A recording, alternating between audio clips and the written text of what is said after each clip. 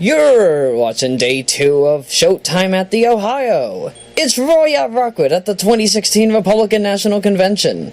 I'm your host, Roya Rockwood, and it's time to discuss a good amount of the matters that came up during day 2. Let's start off, shall we? So, I actually did not get to watch, the first 5 hours of this episode, unfortunately, because of the fact that I actually fell asleep. Yeah, my sleep schedule has been so bad. I've been going to sleep around noon or 1, and it's only been getting worse and worse lately. So, sadly, I did not get to see a whole bunch of CEOs talking about the fact that Donald's there for them when they need him the most. That is not abnormal. That is not abnormal. It is clear to us that Donald has a strong support for the top mainstream companies, as well as those that have been in the spotlight for a pretty long time. I could understand why we had people such as, what's his name? Dana White of the UFC being present for the later speeches.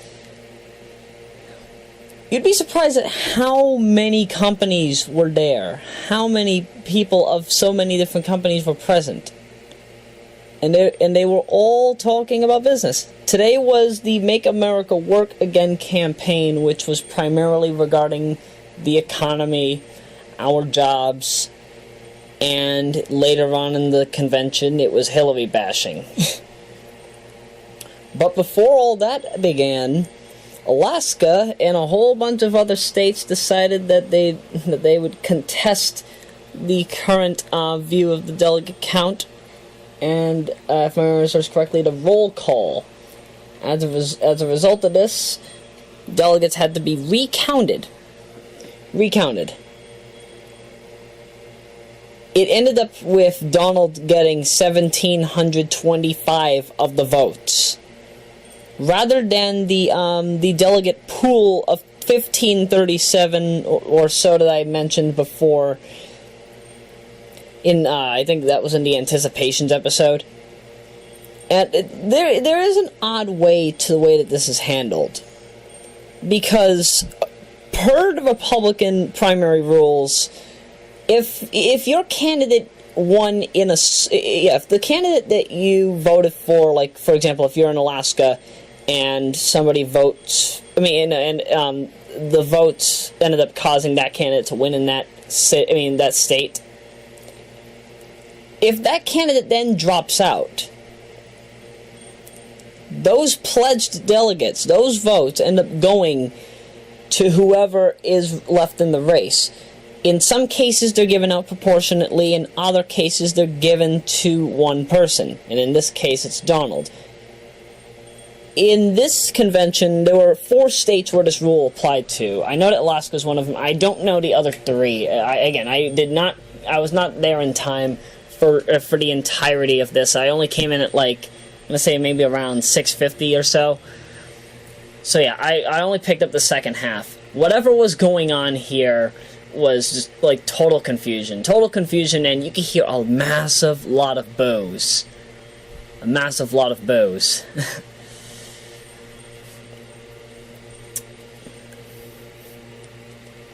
And also, because he had run unopposed, Mike Pence will be rendered as the candidate for Vice President of the United States, at least on the Republican side, by default. That is per recognition of the chair and also the entire committee on that end.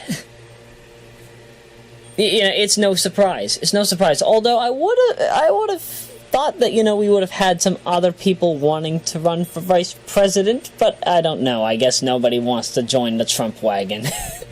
So it's reasonable to a point that we would have Mike Pence. Of course, because there's no other candidates. Heck, I would have been surprised if if Carly Fiorina had some kind of idea of coming up to the convention for whatever reason she would have wanted to, either to speak on Donald's behalf or to try and have a VP pick. Yeah, two business people running the show for president and then vice president. I would love to see that at some point. Maybe on the Democratic side. Not on the Republican. Not on the Republican side at all. No.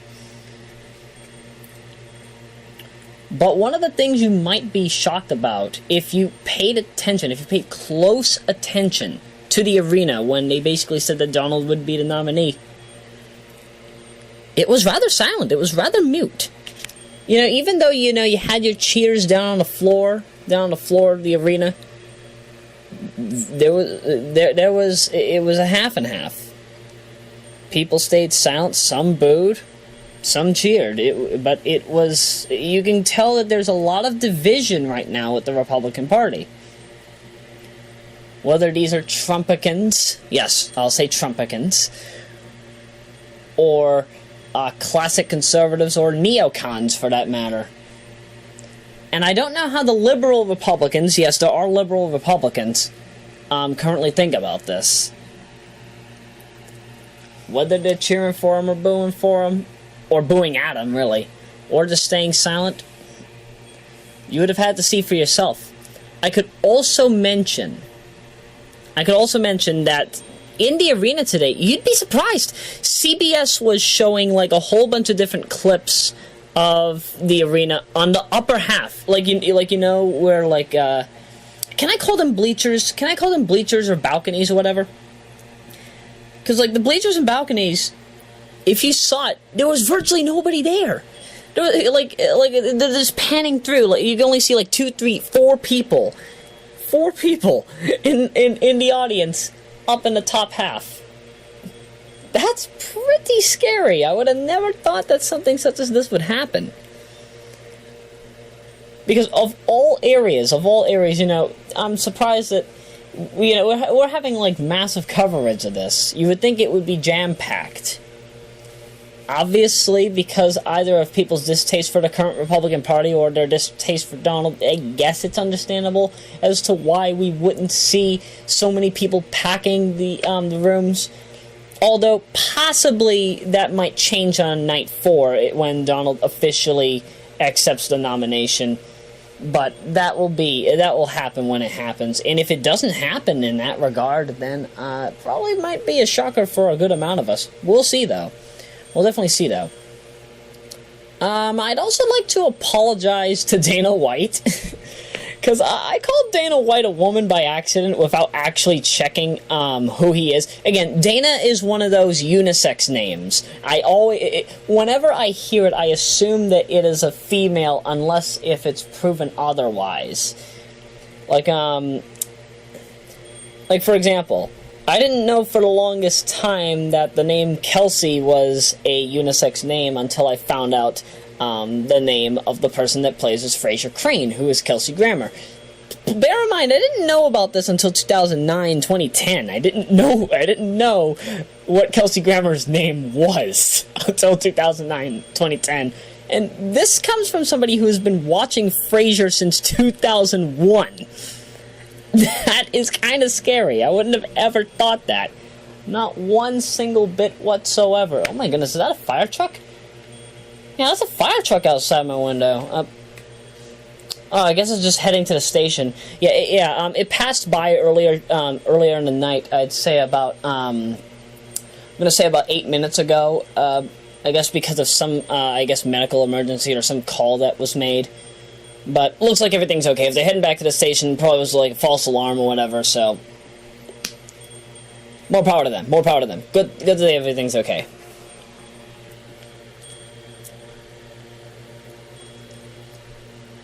But I would also like to mention regarding the UFC, again, I had not watched, Ultimate Fighting Championship? I had not seen Ultimate Fighting Championship. Chip! Is it chip or ship? Championship. Yes, ship. I have to be very careful, because championship is not the way to pronounce it. Why do people call it the championship? There's no reason. You're a champion, but you're not given a chip. If you're a poker player, maybe that makes sense. But no, if you're a fighter, they don't give you a chip for being the victor. Okay, all right. Enough of being Seinfeld. But one of the things I do like about what Dana White said was that, you know,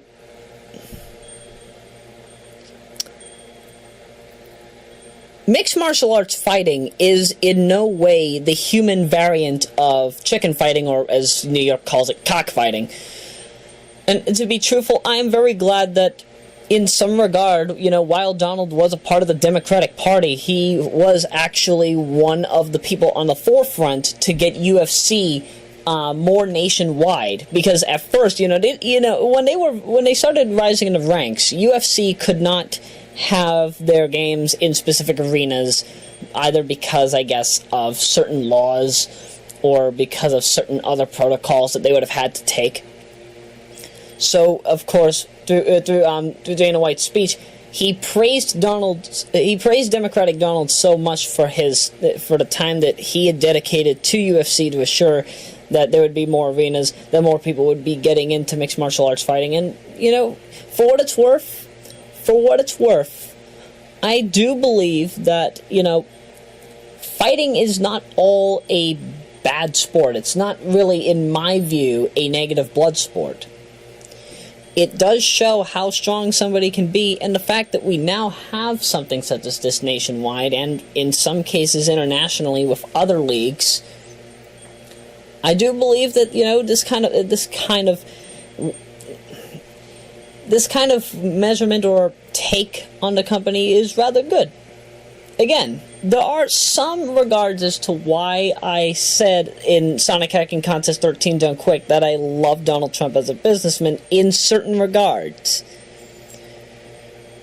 I'm sure that his generosity has viewed no boundaries. And that is one of the scenarios where that, I guess, is indeed very true. Recently, however, from what reports say, UFC has apparently been sold for an estimated $4 billion US. Somebody fact-check that for me, because I really am unsure on that. But that was what was mentioned during the convention, so wishfully, whoever currently owns it now will put it to better use. Wishfully, it won't be as limited as it was in prior years. Because, again, there are a good amount of fighters out there that want to have their names have their names spoken and their ability and strength shown off. What better place to have it than a place where you're stuck in a big ring with a big gate? You're wrapped, your hands and arms are wrapped around in bandages so that you don't accidentally hurt yourself. And you can tell that fighting's not fully up my alley, even though I grew up watching WWF all those years. All those many, many years before. Going on to the next subject, though, or one of the next speakers, we had Leslie Rutledge. And, of course, she had brought up the topic regarding who would be the next Supreme Court Justice. I'll be truthful. When it comes to the Supreme Court Justices, I am kind of against the way that she views it, because we do not need to have a right-wing dominant Supreme Court. What I do believe is that we deserve to have a judicial court that has a balanced view. So I do appreciate the way that Barack Obama has handled it in recent time, or at least in the time that he has done so, in which he would have 4 on the left, 4 on the right, and then 1 that's a moderate and down the middle. It can deliver a virtually almost unbiased view of the way that courts need to be handled. But I feel that if you were to have a truly unbiased Supreme Court, you would have all 9 justices be moderates. And bear in mind, I'm saying this as a far-left liberal who supports the Democrats, the Libertarians, the Green Rainbow Party, and the Purple Party alike. All of that which makes up the Royan Party of 2003. What shocks me more, however, is the fact that we still are talking about this so many years after so many years after everything started to go haywire during the Obama years. Why is it that we have a scenario where we have to debate about Supreme Court Justice dominance? Could the term dominance make sense here? Because, I feel if you want to have a truly unbiased court, either you do it 4 left, 4 right, and 1 in the center, or you have all 9 moderates.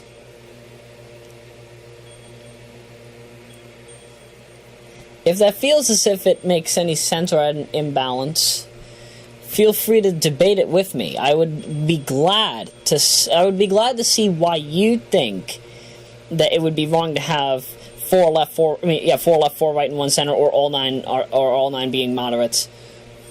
But I feel that if we truly want to have anything done in the judicial court, we need to have a system such as that, so that it doesn't feel as if somebody is being wrongfully discriminated, or feeling as if their judgment, or at least their opinion, meant nothing. I hope that some people can understand that, and if the way that I'm contending to Leslie Rutledge's speech was about this, then who knows? Who knows? Maybe this will go somewhere. Maybe it won't. Either way, something definitely does have to change in the judicial court for the better, but it, in my view, does not have to be having a right-wing dominant court. We have already been fed up with this enough. I can be absolutely positive of that.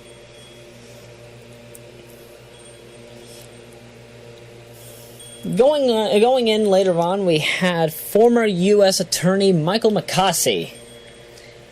I'm very glad. He talked about what I said was not talked about yesterday: cyber security. And, yes, he had to bring up Hillary Rodham's email scandal. I'm trying to steer very clear about the email scandal. There's still another investigation. There's a secondary investigation going on about it. I don't want to interfere with that one single bit. But what I will mention is that in terms of the way that we need to handle North America's cybersecurity, we need to have it in a way in which you have strict regulations on how you handle private intelligence, especially if you're working at a very high rank level, such as being the president or the vice president, if you are the first and second lady, if you are the Secretary of State, if you are the Secretary of War or the Navy. Yes, I don't say Secretary of Defense. I still believe that we need to have a presidential system, or at least a cabinet system, presidential succession system, that's what I mean, where the Secretary of War and the Secretary of the Navy are 2 separate people. It does not deserve to be one job being the Secretary of Defense.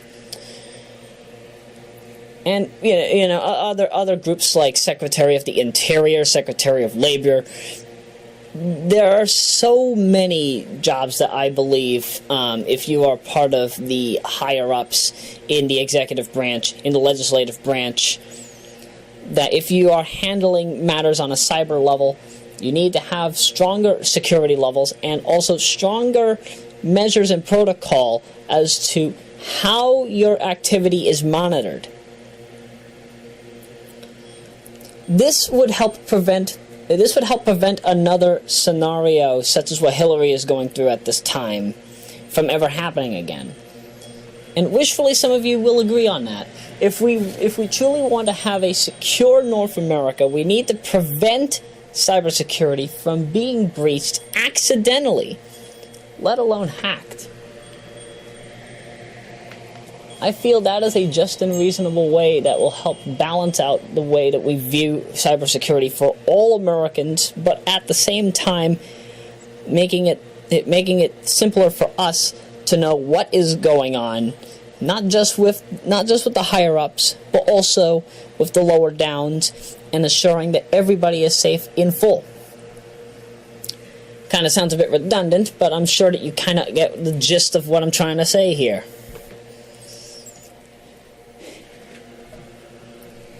Now we come to a topic that I don't want to have to talk about.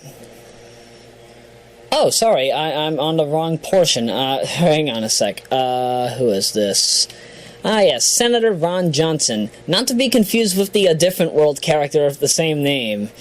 What did I say in my footnotes section? Let's see. Discusses what I feel is a mixed view on how our military must be handled. Yes. How we must protect the homeland. Because one of the biggest things that he had talked about during his speech was military spending. He said we need to increase military spending.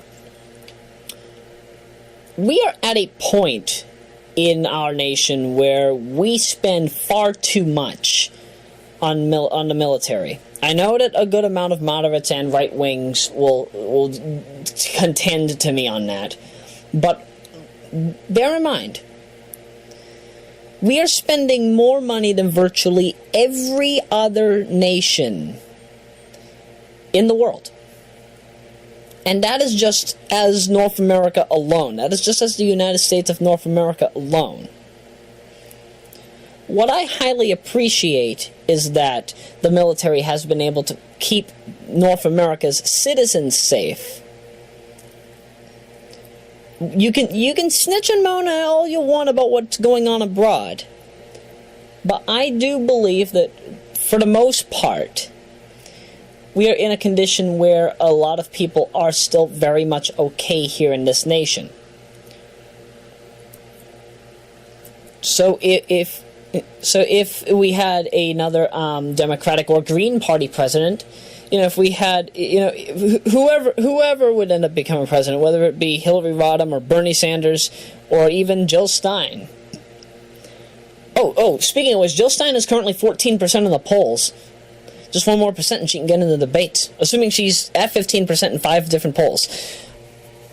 But yeah, I do believe that, if we have another Democrat, if we have another independent such as Bernie, if we have a Green Party president for the first time, I would not be surprised to see our military spending get cut down so that we could handle other matters, such as repairing our crumbling infrastructure and also giving more decent paying jobs to people that desperately need them.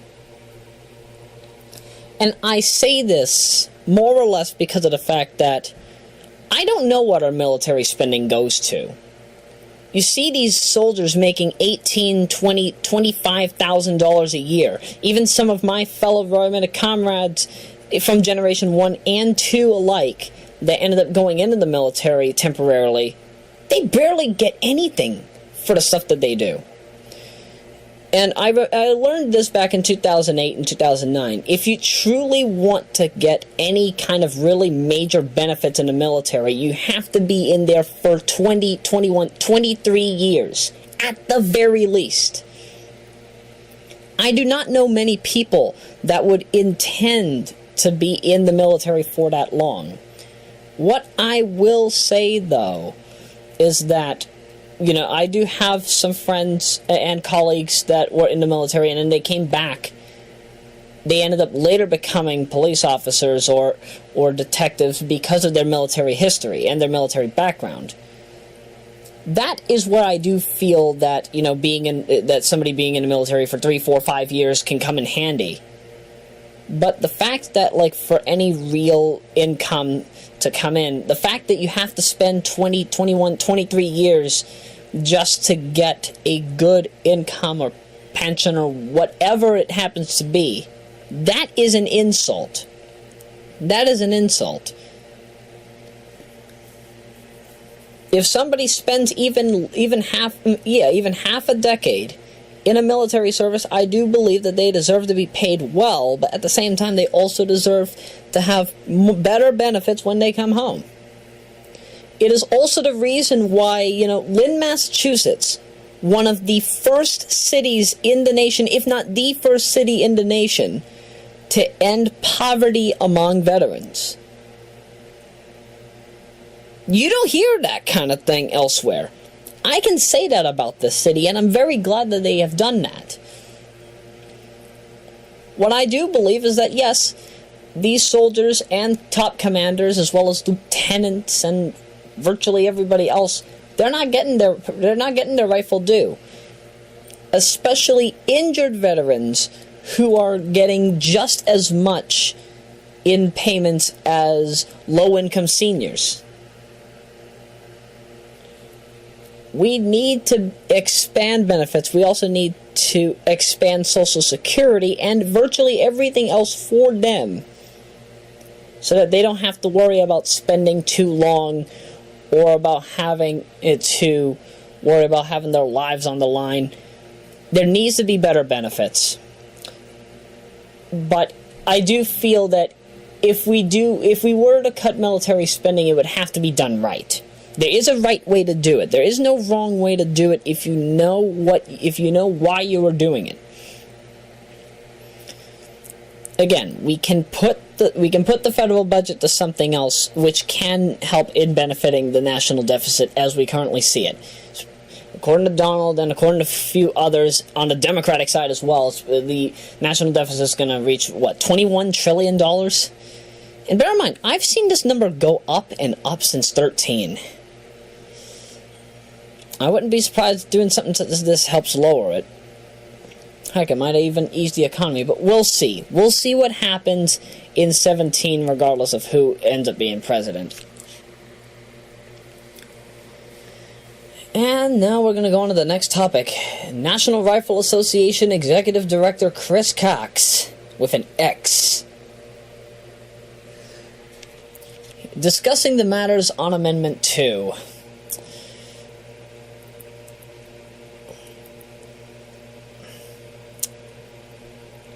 Again, this is the topic I did not want to have to talk about.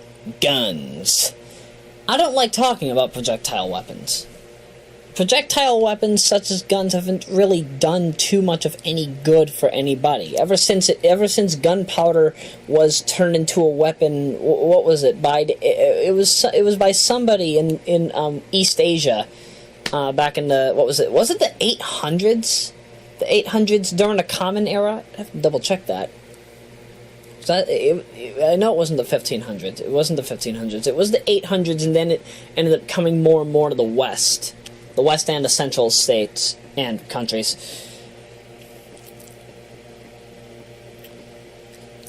I'll be truthful. No matter who you are, whether you're Democrat or Republican, Independent, Libertarian, Green Rainbow, Purple Party, Progressive Party, or Evan Falchuk's United Independent Party, or the No Party Preference in California, or virtually everywhere else. Virtually everywhere else.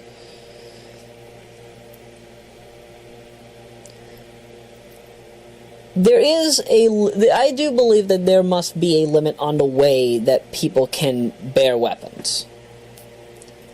But I don't believe that, if you simply buy, like a random, marksman 6-shooter, or some kind of like a blunderbuss or a Thompson machine gun, either for collection purposes or if you're going to do hunting or whatever, that's all good and fine. That's all good and fine. Keep your guns. I don't have a problem with that. What I do have a problem with is people buying military-style weapons as well as thousands of rounds of ammunition, and they're not getting reported. We also do need to put an end to the gun show loophole, but what we also need to do, and I say this with both current, past, and eventually future projectile weapons, primarily guns, that there needs to be new safety measures to prevent the wrong person from accidentally using a gun and hurting themselves. In 60 Minutes, Leslie Stahl had worked on an article.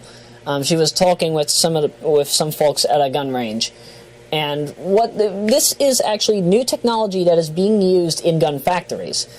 What this new technology is that it is a weapon. It's basically like a regular gun. But what it does is that it has a special piece of technology, meaning that, like for example, like if you have a specific ring on you, a special mechanical ring, and the device recognizes that ring is on you and within the vicinity, when you use that weapon, it will work. However, even if you're somebody who doesn't have that, even if you're somebody that has that ring on, and and, it doesn't recognize you, when you try to use the weapon, it won't work. That is the kind of weapon that I believe needs to be available for safety measures, because I have seen time and time again, especially in southern states, including Florida, in Arkansas, in Texas, in Mississippi, where kids or just, friends just casually having fun, they find a gun, they accidentally pull the trigger, it goes off, somebody gets hurt, or accidentally what the law considers as murdered. In my case, I would say put in a physical retirement in an unjust and accidental form. If we have such technology, not just on manual guns, but also semi-autos and autos, I feel that would prevent the wrong people from having weapons in their possession. I also feel that if gun shops were to start having those as opposed to the more traditional guns that you see nowadays, I do believe that it would be easier for these weapons to be tracked down in the event of a mass shooting or another crime if it were to happen. Whether or not that is handled from a logical standpoint in the next upcoming years, it's entirely up to the gun associations to do their job and assure that those kind of devices are available, as opposed to the ones that we see now. But we'll see. We'll see. Again, I do believe that people deserve to keep their guns, but they also need to make sure that they don't use them for the wrong reasons, and also that they have better safety protocols and safety measures in their technology to prevent the wrong people from accidentally using it or trying to hurt themselves. Get where I'm going with here? If you do, then good. Let's go on to Mitch McConnell.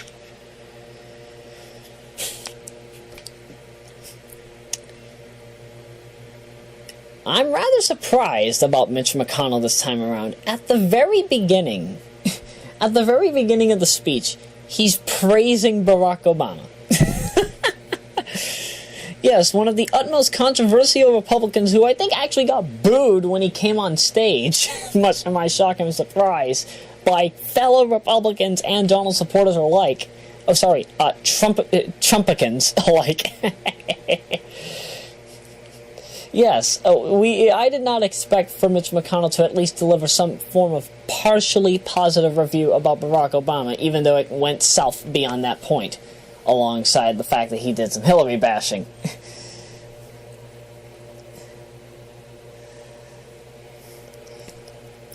If I had to relate with the way that was done, Bernie Sanders, in my view, is probably one of the only other politicians in... What the heck? More erratic driving. Seriously, why aren't these drag racers getting arrested? I'm really getting sick and tired of this. Okay, I digress. But yeah, Bernie Sanders, as you might know, has had, even though a good amount of Republicans don't like his views, what they at least appreciate about him is that he is debatably the utmost honest of the candidates that has been running and is still running. Please bear in mind, at the time of this recording, and Bernie said it himself in the July 12 or 13 conference call. He said the campaign is not suspended and there's no point in suspending it. It is going all the way to the convention, and who knows? Perhaps it could end up becoming a contested convention. We don't know how the superdelegates will vote right now. It could all be up in the air. It's pie in the sky right now. I'm sure that Bernie will catch it and then, I don't know, cut a slice for all the lovely people.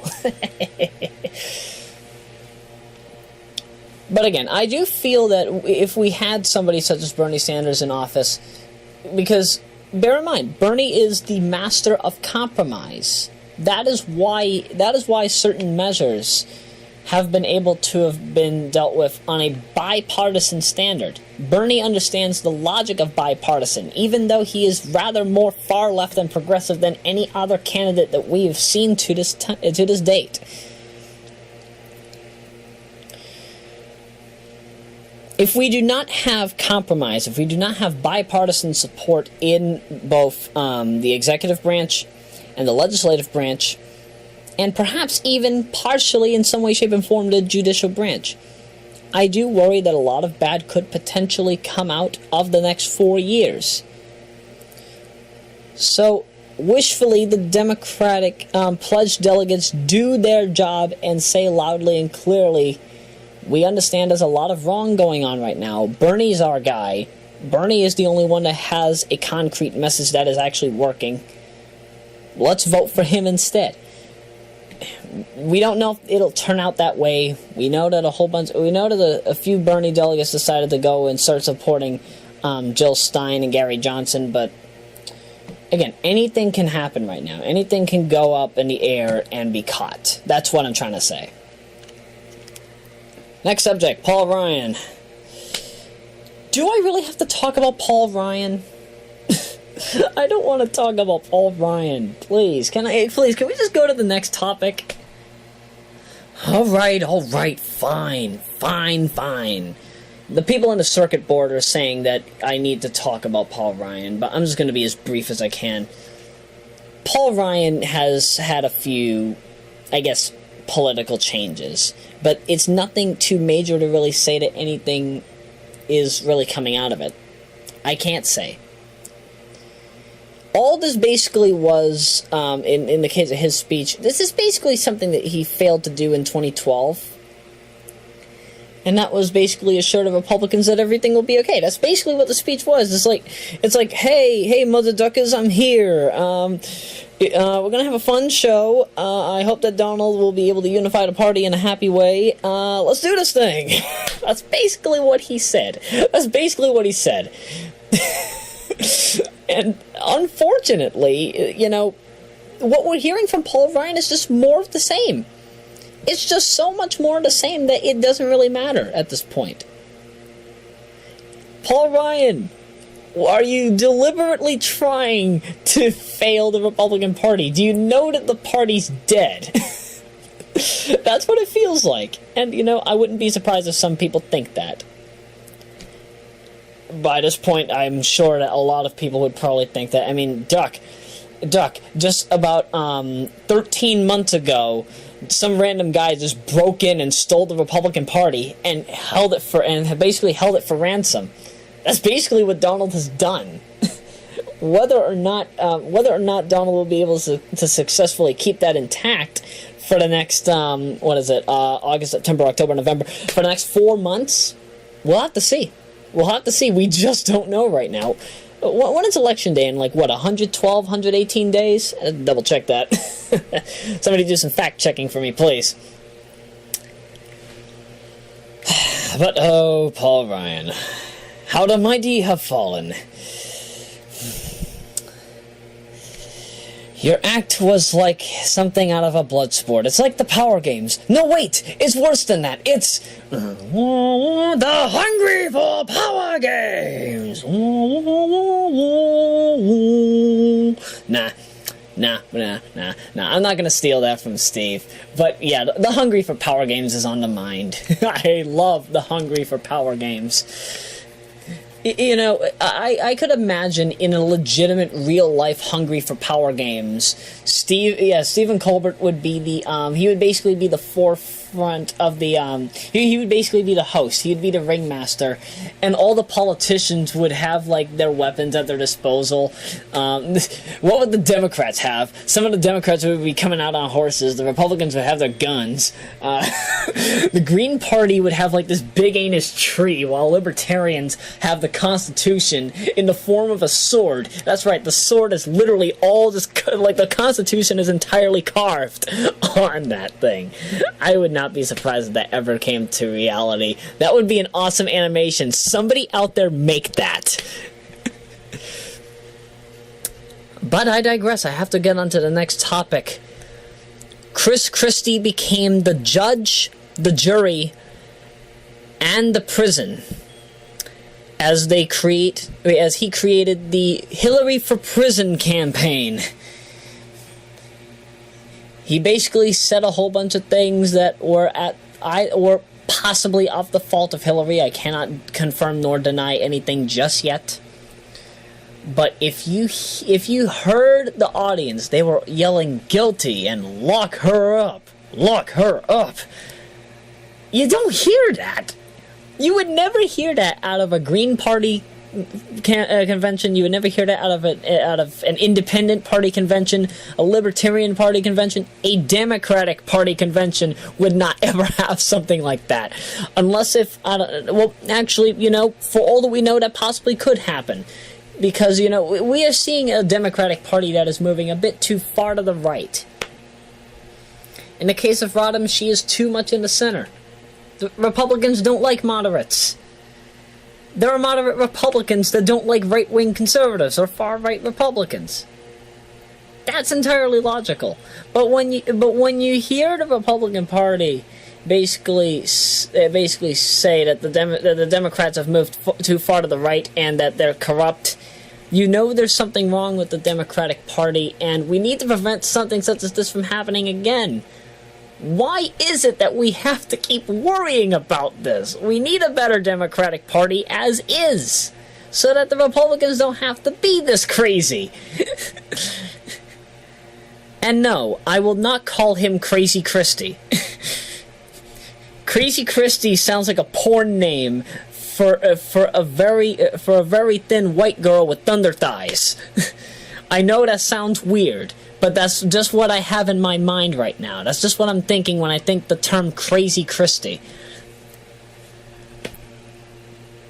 But let me just get out of this. But let me actually finish up on the Hillary for President campaign by saying on day one of the convention, Alex Jones had his folks at Infowars. They basically started up, I guess, what was like a biplane. One of those planes that holds like two people in it. Has got like two wings, one on the top and one on the bottom with the propeller. And had two strings in the back, and this big anus flag that said Hillary for President 2016. That was flying all over Cleveland, well, not all over Cleveland, but a good amount over Cleveland for, I'm going to say, a good amount of minutes. Because what happened was, of course, I guess the authorities had to mention to the people at Infowars to basically like, hey, you gotta bring your plane down, because according to, I think that Governor John Kasich had basically put in a protocol where right now you can't have a local plane, or I think even a drone, flying overhead at the because of the convention, and also because of security reasons at this point in time. I think that embargo is going to be lifted come Friday, but again, we don't know what. Oh, excuse me. We don't know what will happen. Oh my goodness. What did I drink today? I just drank water. That's it. Why am I having air bubbles? I'm sorry, folks. I did not expect this. Not at all. Not at all. But yeah, during day one and during the pregame show, yeah, that happened. That was a thing. How many topics do I have left? I have what appears to be, let's see, 1, 2, 3, 4, 5. Really? Just 5? Wow, okay. Well, actually it's 6, because I've got something at the end I have to talk about. Okay, so at the end, we had Tiffany Trump, Donald's daughter. We also had Ben Carson, who I guess ended up giving a lot of enthusiasm to the audience with his Seventh-day Adventist views. I was abused in Seventh-day Adventist churches. I would probably not want to talk about that, though.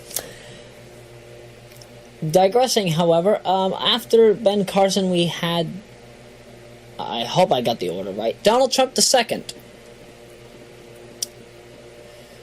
What I got out of both Tiffany and Donald II was that Tiffany loves her father. Tiffany loves Donald.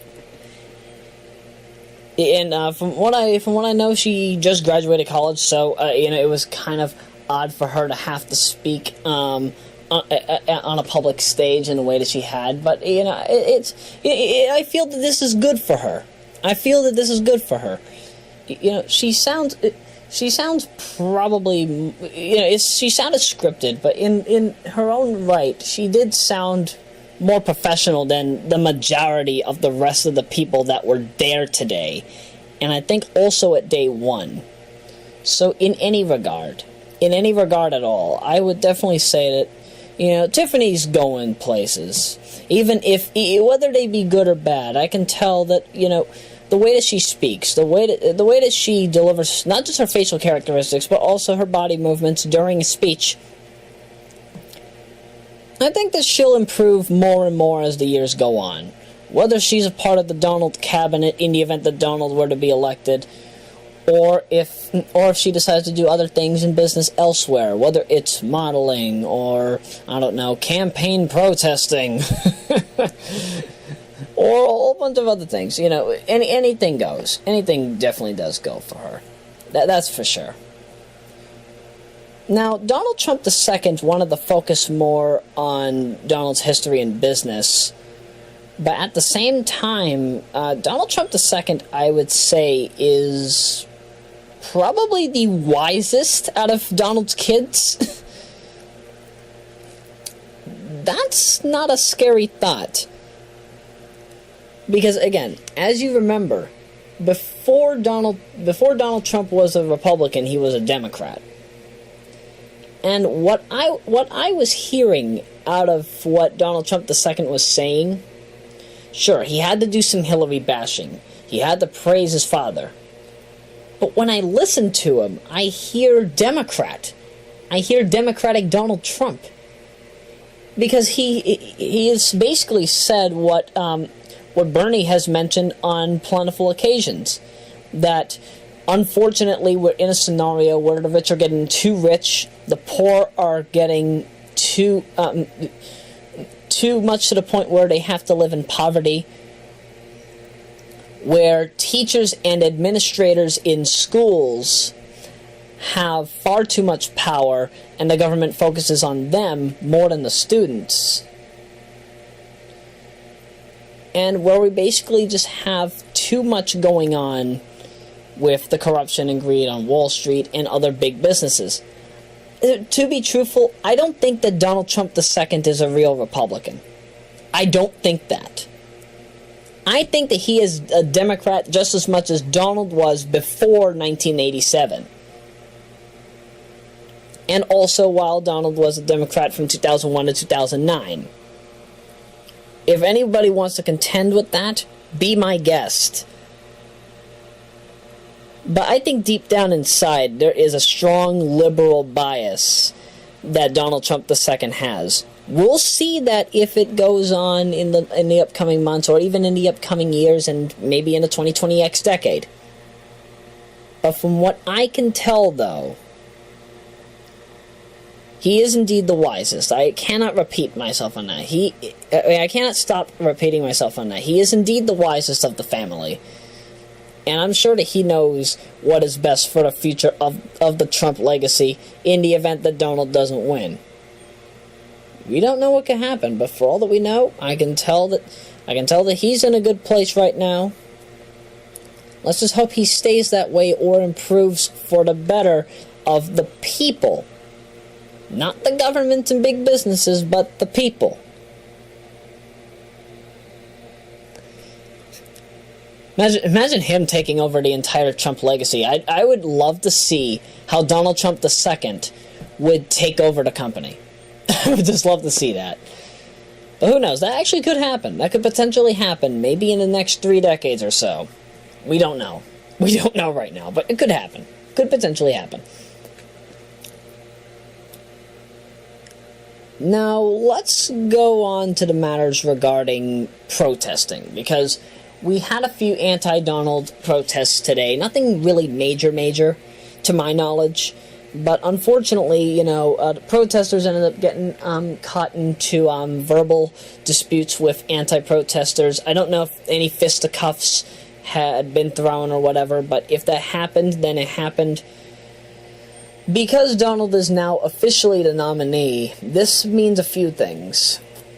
Number one, the 4,000 plus officers that are in Cleveland will have to raise their awareness levels, because I'm sure that somebody's probably going to start a riot or somebody might try to cause threats to happen at the convention. And on night 4, I think I would, I do feel very scared for Cleveland because Cleveland, to my knowledge, Cleveland is usually a peaceful city. We rarely ever hear about it in world news. I don't want it to be the center stage for anything bad to come. If anything were to happen, I don't want anything bad happening at the convention. As I stated in part 1, we don't want anybody to be put into physical retirement. We just don't want Republicans in office. Unless you're a liberal Republican. If you're a liberal Republican, come on in. You're cool. If you're a moderate Republican but more leaning towards the left and more progressive values, come on in. You're cool.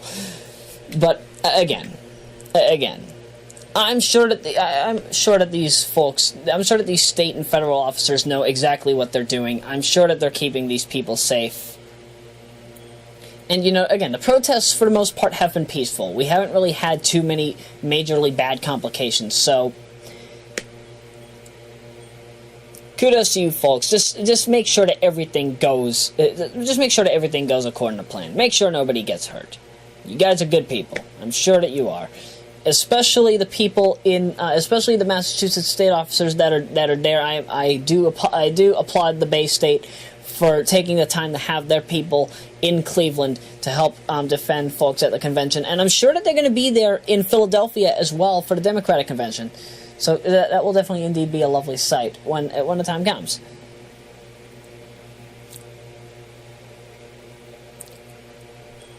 Oh man, now we're going to go into late show stuff because I only have 2 topics to talk about this time around. New polls are saying that Donald Trump has 0% of support from Afro-Americans in Ohio. That was the other state I was thinking of. In Pennsylvania and Ohio, 0% from the Afro-Americans. Now, I actually need to do some clarification on this in the event that anybody wonders why I am actually pronouncing it that way. Now, I understand from my sources that back in the 70s and 80s, the term Afro-Americans was kind of rendered as a partially derogatory term. I want you to bear in mind that I am not using that in that regard. Just to clarify, when I say Afro-American, when I say Amerasian, I'm just using these terms because they're faster to say. I'm not using them as offensive or anything. I just feel that they're faster to say. If I have to type it out the regular way, then I will gladly do so. But as stated before, simply for easier pronunciation and to make things a bit quicker. But I digress. Still, the fact that Donald has 0 support from Afro-Americans is just astounding. We've never seen a candidate with 0% support like this before. And I wouldn't be surprised if other state polls have 0% support from Afro-Americans or Amerasians, for that matter, in the case of Donald. But, of course, I'm sure that on the other sides, like on the Democrats, the Independents, the Libertarian and Green Rainbow parties, you're probably not going to see 100% support, but you're going to see a good amount, a very pretty good amount. But yeah, Donald will have to bring his A game if he really wants to get the black vote. That is exactly the way that I view it. There's no way right now that he could win. Not at all. Unless if he rigs it. But that's an entirely different story for November. So I will go into my second to last thing before talking about day 3, and that is the Late Show with Stephen Colbert. So in tonight's episode, we had a woman from Saturday Night Live. I forget her name. It's like Laura something. I'd have to double check. Laura Layton? No, that name doesn't sound right. I'll check later on. Either way, she portrayed Melania Trump, and you'd be surprised. She used a whole bunch of different theme songs from a whole bunch of different commercial jingles and slogans, And even the Fresh Prince of Bel-Air came in there somewhere, much to my shock and surprise. Yes, yeah, imagine Melania Trump being born in West Philadelphia, being raised there, just hanging out at her senior high school. She shoots a basketball, it goes elsewhere, then a whole bunch of big black guys just come and just spin her around in the air. And then Donald's mother has to say, "You're moving in with your auntie and uncle in Bel-Air." Priceless. At the end, however, she said live from New York. It's Saturday night, so I'm assuming she's from SNL. If, again, I'll have to double check into that. And alongside that is actually the final late show topic of the night, and that is, when they were live streaming day one, they had the concession stand, the honey mustard. The ketchup and mustard hot dog concession stand. What did I say? Oh, condiment station. That's the term that they used. They basically had the condiment station there. I'm sure that you could probably also get snacks, maybe some soda and cookies. Soda, cookies, and hot dogs. What do you think this is, Fenway Park? Well, I love Fenway Park. But I don't like that big wall that Fenway Park has. That is the reason why I can't make a home run there. But I digress. Near the very end of the stream, I'd say maybe about an hour and 57 minutes in or so, you can see Fox News' Brett Baer going to the condiment station and filling his bottle with mustard. His water bottle being filled with mustard. What the duck, dude? You don't drink mustard? Not even I do that. I mean, don't get me wrong, I put mustard on my pizza, but no, I won't.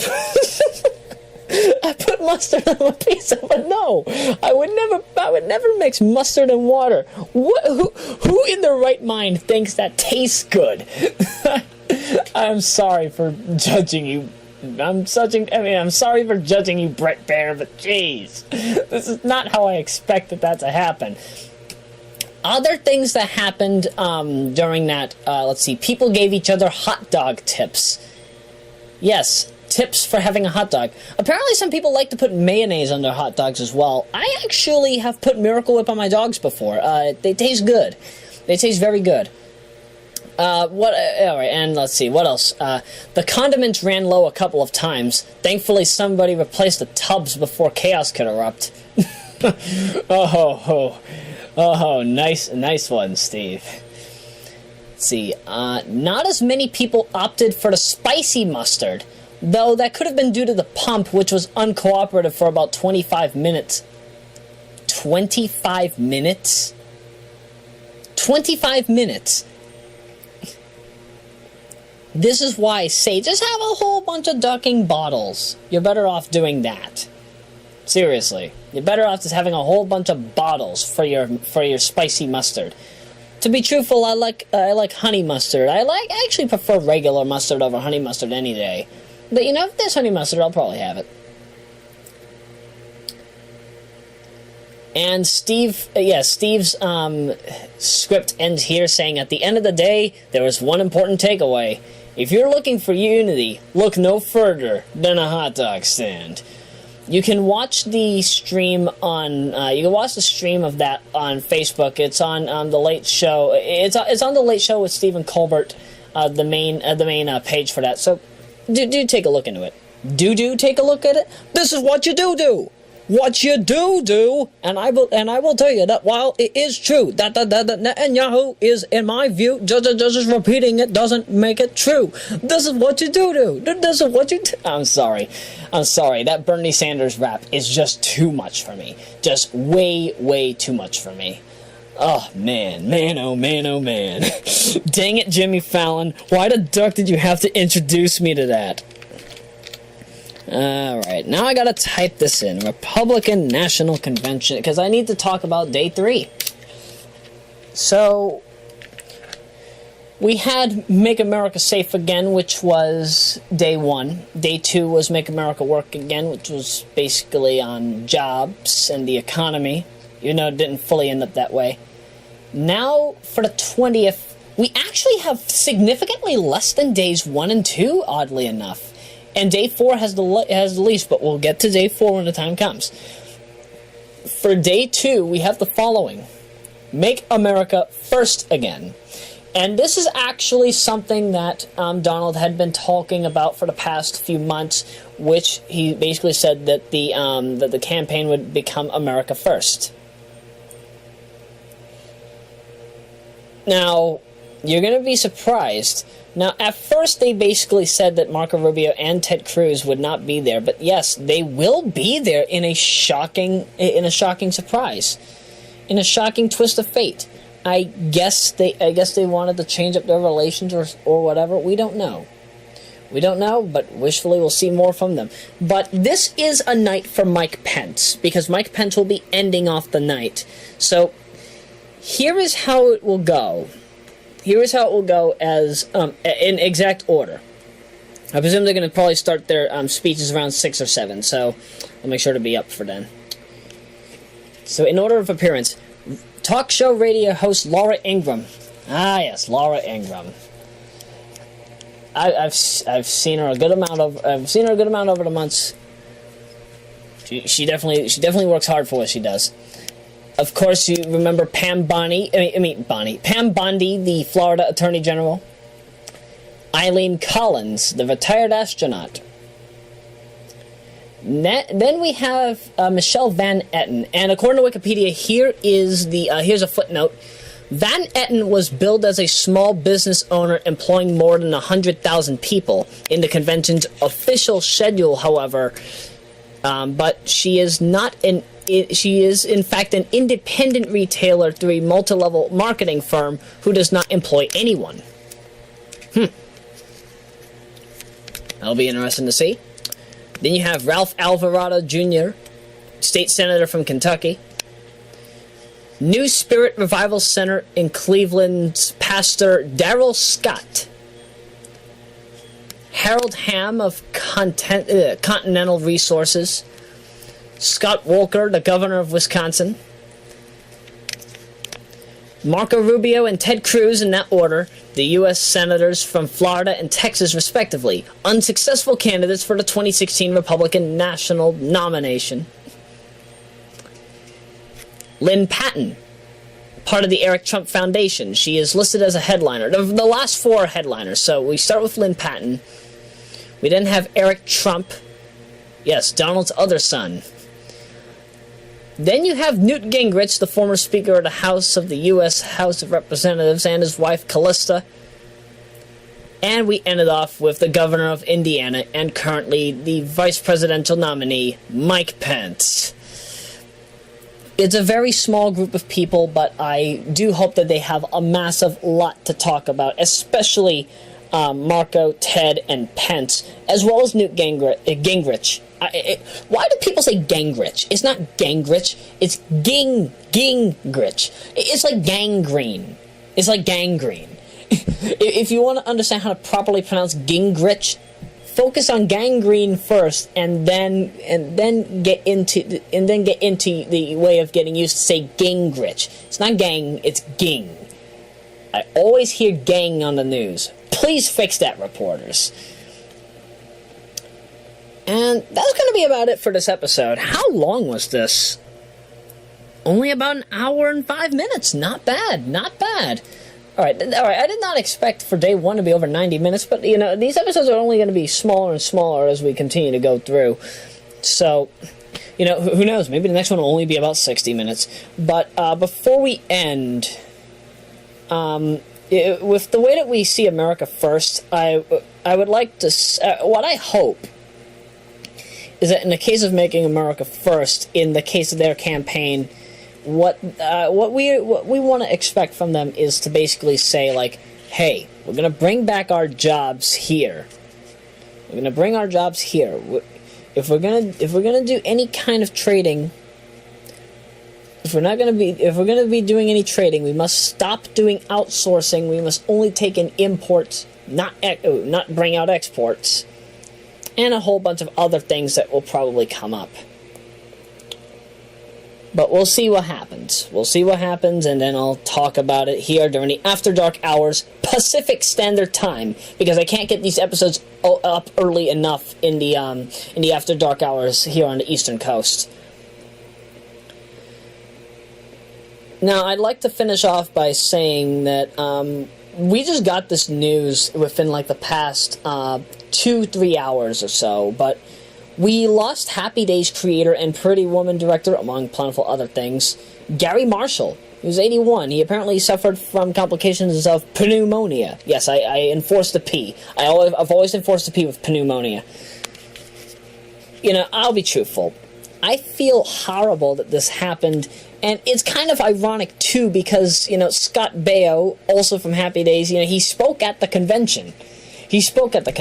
And I'm sure that some people will probably make the possible joke that Scott Baio's words was the reason why Garry Marshall was put in retirement, but please, I assure you, do not make that joke. It is wrong at this point in time. Please do not do it.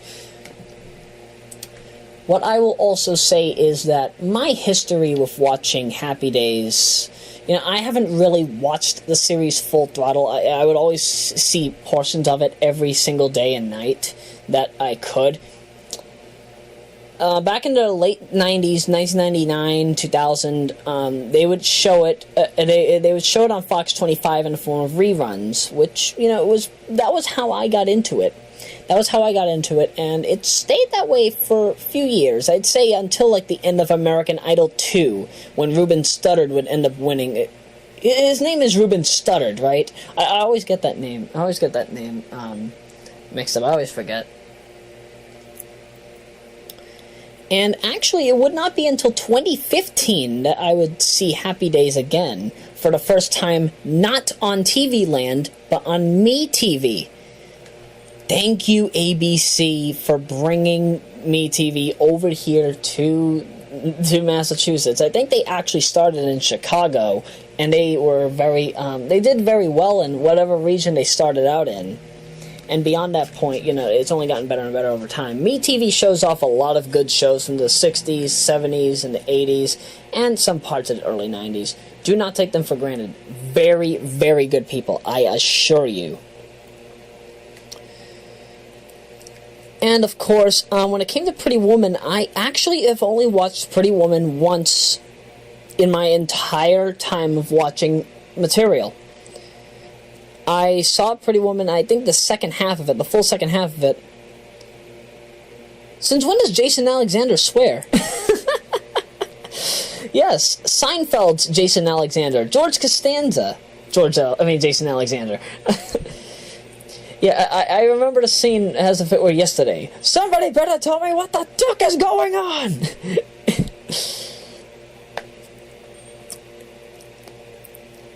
That was a crazy moment. That was indeed one of the crazier moments. Like, whenever I think Pretty Woman, I think that scene. I also think the song Pretty Woman, but I usually think that particular scene.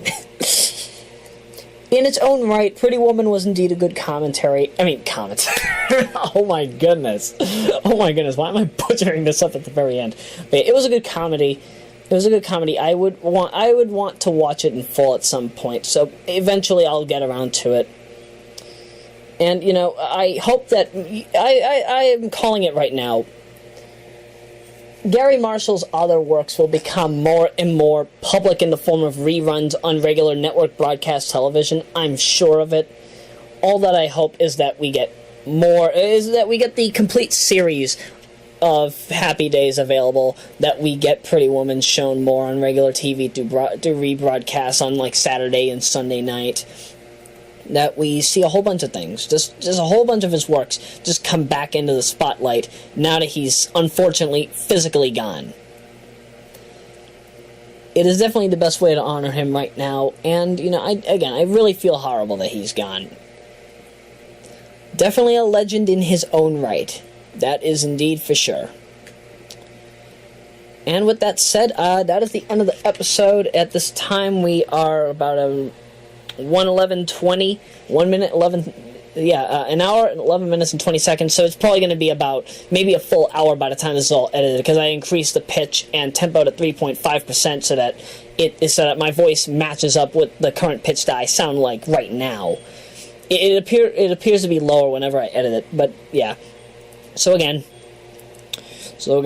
safe travels, spirit of Garry Marshall. And also, we will see you for day 3. It will be a fun day, I assure you. Fun day. Get ready. It's showtime. At the Ohio. I'm sorry, I had to end with that. Alright, good night, everybody.